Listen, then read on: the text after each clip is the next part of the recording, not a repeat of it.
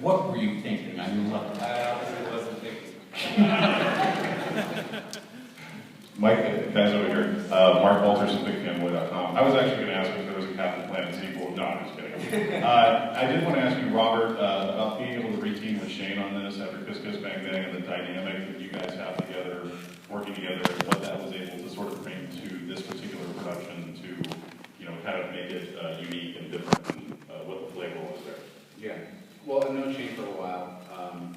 Kiss Kiss Bang Bang was one of my favorite experiences. The script was practically perfect, but we improvised anyway.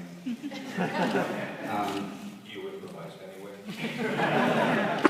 And I mean, even just this time around, I've been saying this all day, it's kind of everybody is all, we've made enough mistakes all together that we're all kind of really seasoned at this point.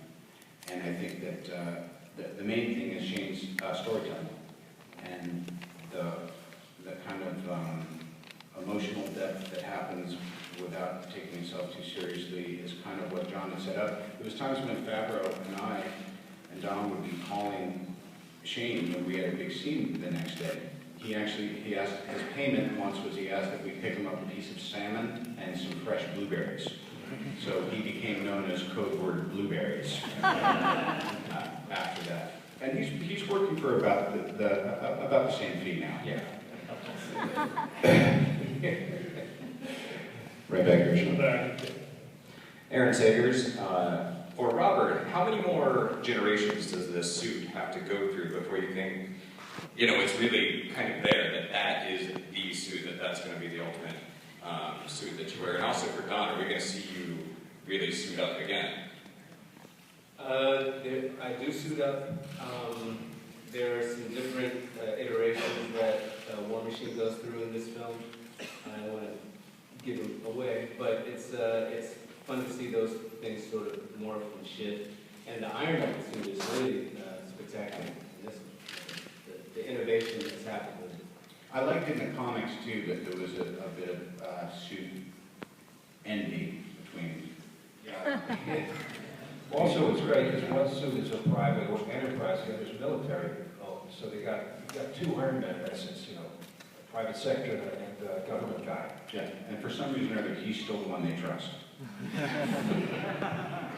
By the way, I also find it really interesting that there were actually fans today who had anger that the suit was gold. I mean, all the things in the world to get angry about. The suit, So many more. in the front row here. So this is kind of a combo question for Robert and Shane. You're so good at having kind of dark and gritty films, and you're so good at playing darker aspects of the character. Will we get to see any more sides, like we did in Iron Man 2, of Tony's dark side coming before in this one? Yeah, I think that's a good idea. But also, you know, interestingly enough, this film